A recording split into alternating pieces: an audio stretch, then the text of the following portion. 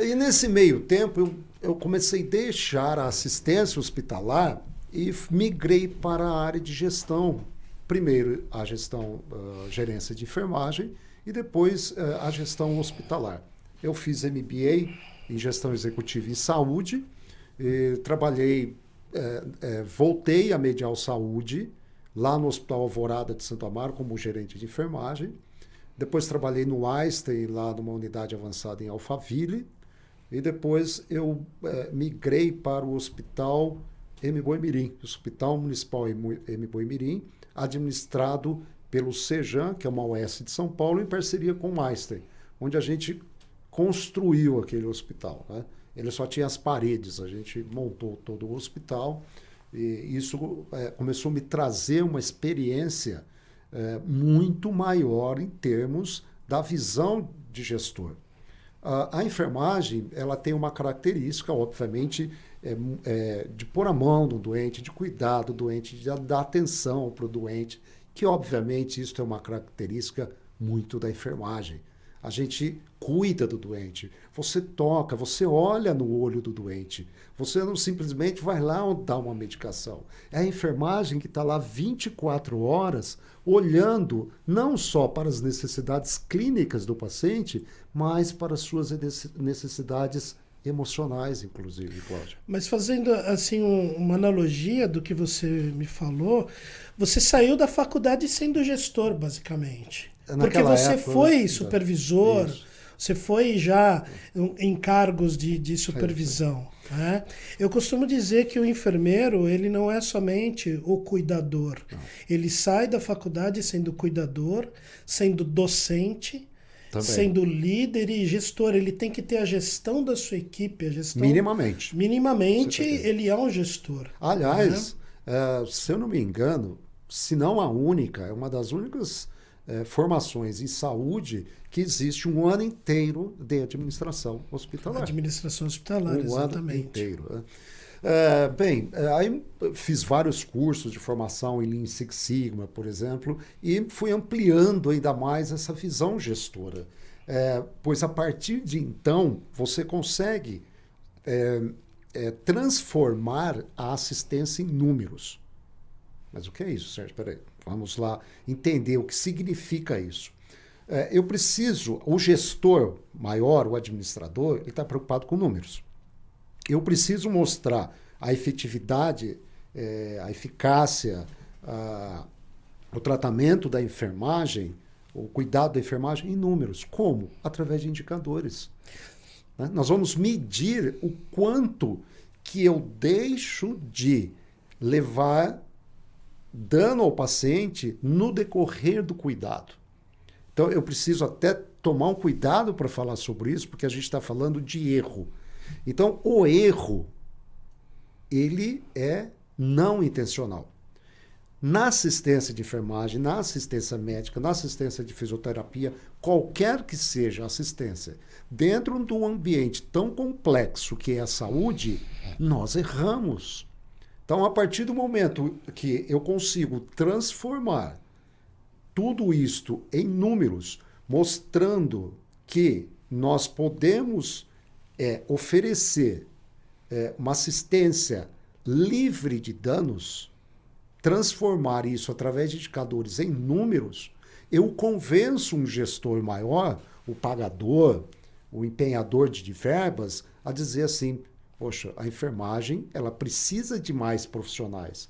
A enfermagem precisa de uma remuneração melhor. A enfermagem precisa de um processo de trabalho mais alinhado para desenvolver a sua assistência adequadamente. Se você não tem números, você não consegue pedir para o gestor aquilo que você está necessitado. O paciente ele necessita de uma assistência, mas eu tenho que provar que ele precisa dessa assistência. E uma das maneiras são números. Né? Eu me envolvi com gestão também, muito interessante, essa visão de quem está atrás da mesa. Né? De preciso comprar este material, mas se eu não provar para o gestor, eu não consigo comprar. Então, por isso que eu reforço muito nas aulas em pós para o pessoal, que eles têm que ser o gestor do teu setor, entender como que é isso, né? Eu sei que você teve 2 experiências assim, talvez seja difícil encontrar quem teve essa experiência. Você montou, é claro, não você, a sua equipe, você foi convidado, mas assim, 2 hospitais. Sim. Qual que foi a diferença de montar o primeiro e o segundo? Primeiro dá um contexto geral dos 2. Na verdade foram 3, tá? 3, já esqueci, né? 3. Então, primeiro foi o Hospital Municipal do M. Boimirim, chamado Dr. Moisés Deutsch. Que é um hospital público Hospital com gestão público, com gestão Oécio. terceirizada pelo MOES em parceria com o Einstein. Qual que é a diferença principal que eu vejo da gestão direta? Né? A gente tem muito mais agilidade nos processos, seja de compra, de contratação, da reestruturação, de mão de obra, de processos, é muito mais ágil nesse sentido. E, de qualquer forma, você tem que prestar contas ao gestor público, né? No caso, a prefeitura. Então, a gente trabalha com metas. Metas de faturamento, metas assistenciais, de qualidade, de segurança do paciente. Bem,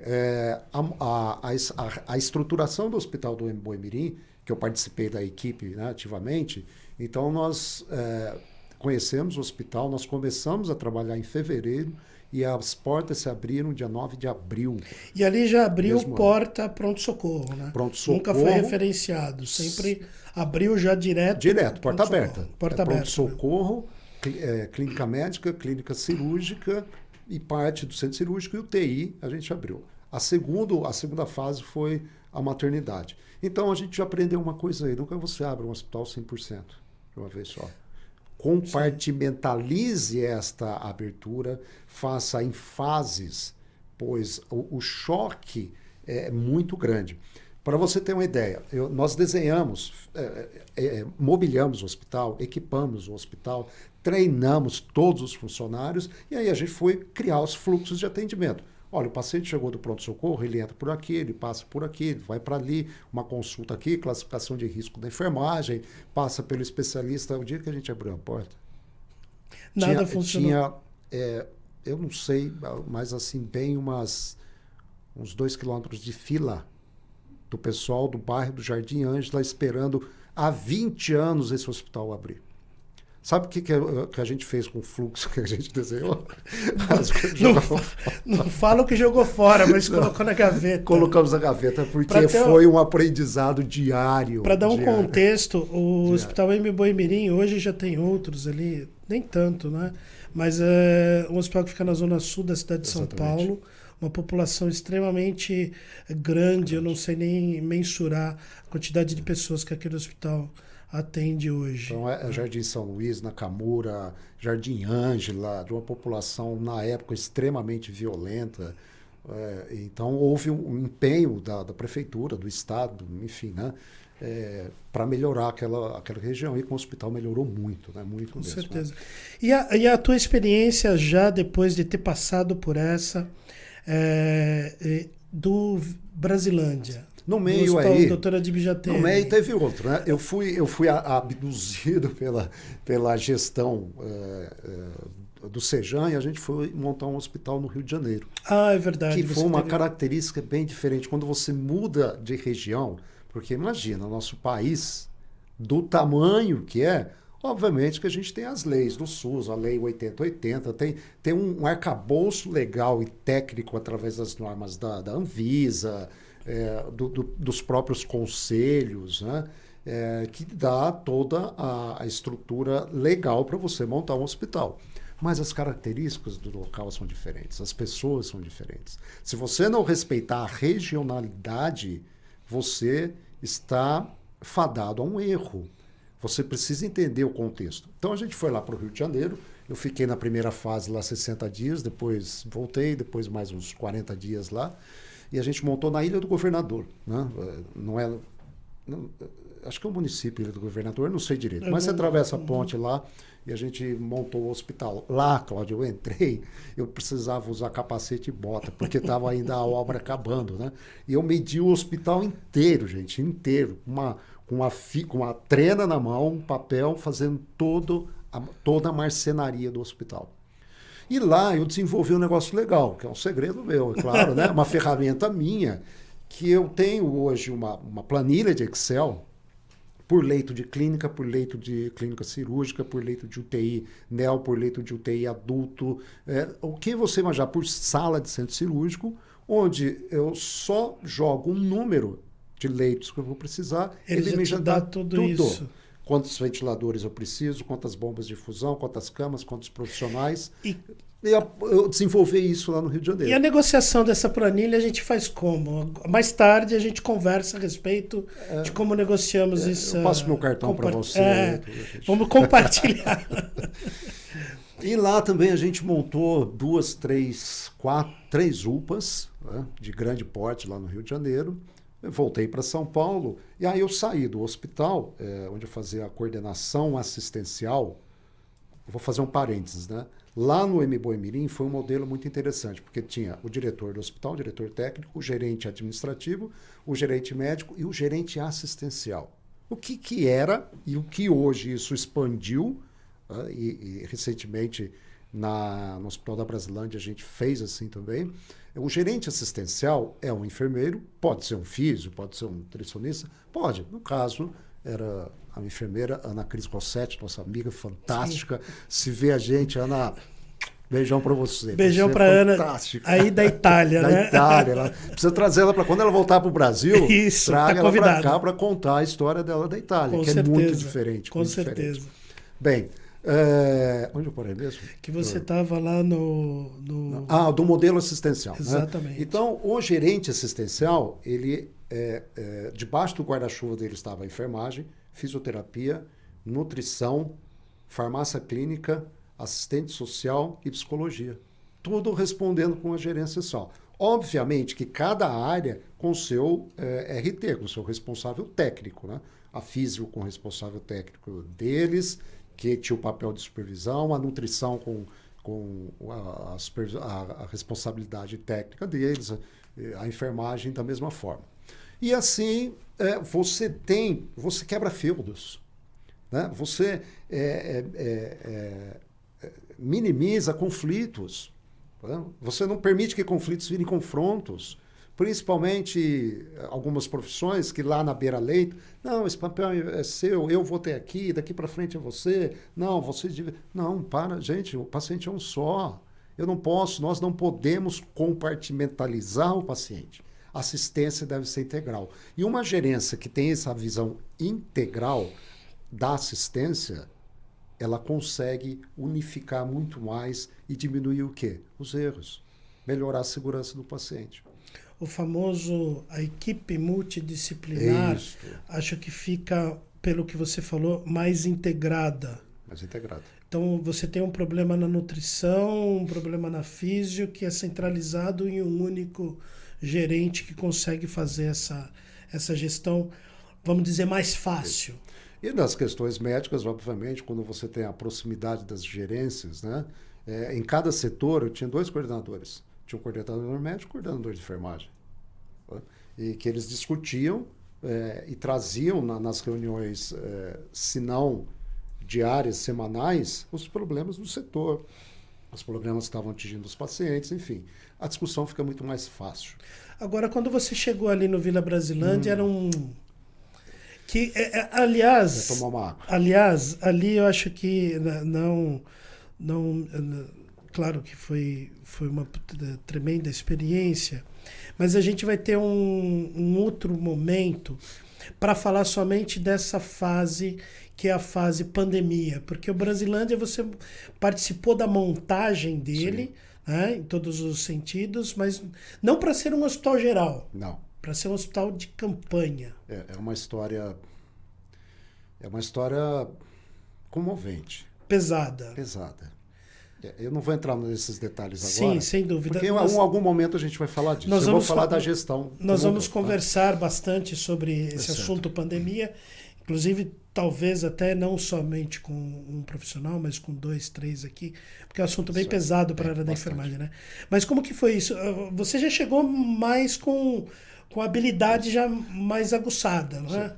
A gente já tinha toda essa experiência, né? Tanto da assistência como da gestão, principalmente. Eu cheguei lá como apoio direto da gerência assistencial, que de novo era a Ana Cris, fantástica. E o Hospital da Brasilândia era um hospital que estava sendo construído, hoje está pronto o hospital, para ser um hospital geral. Maravilhoso, magnífico, também numa área de pouquíssimos recursos da saúde. A população da Brasilândia está esperando esse hospital há anos. Uma obra arquitetônica, eu digo, fantástica, de primeira qualidade. E ele seria inaugurado em outubro de 2020, tá? Era a projeção, e veio a pandemia. E a gente, então, foi disponibilizado, né, a prefeitura, o falecido prefeito Bruno Covas, fantástico, de uma gestão diferenciada, abriu as portas do hospital e uma OS assumiu lá, e eu comecei a trabalhar lá dia 20 de maio de 2020. O hospital abriu as portas dia 11 de maio de 2020.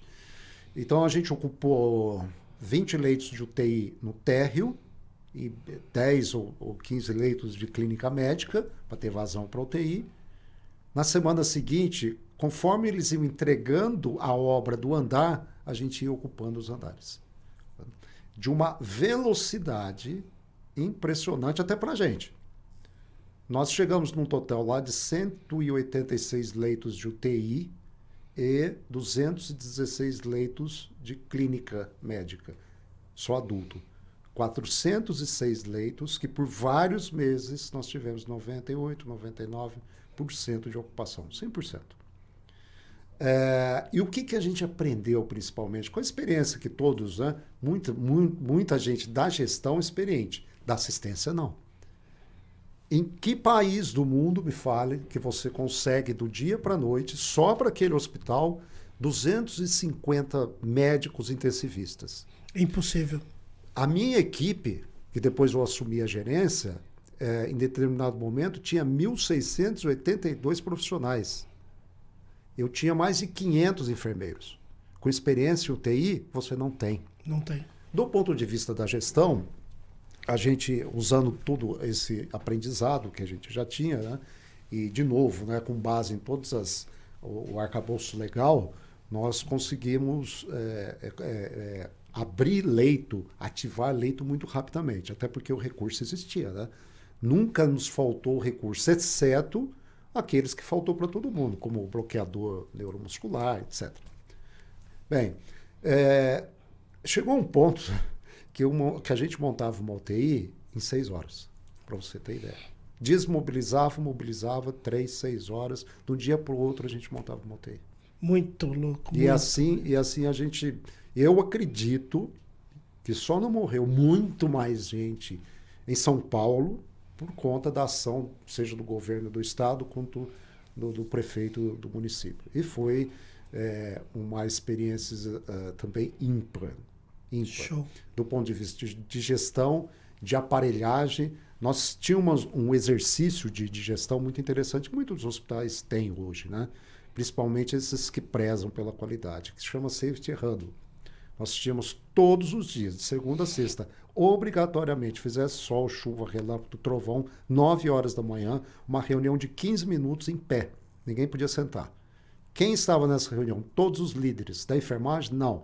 Líderes da assistência, engenharia, manutenção, SAMI, faturamento, diretoria, coordenação médica. Para quê? Discutir os problemas das últimas 24 horas e dos possíveis problemas das próximas 24 horas.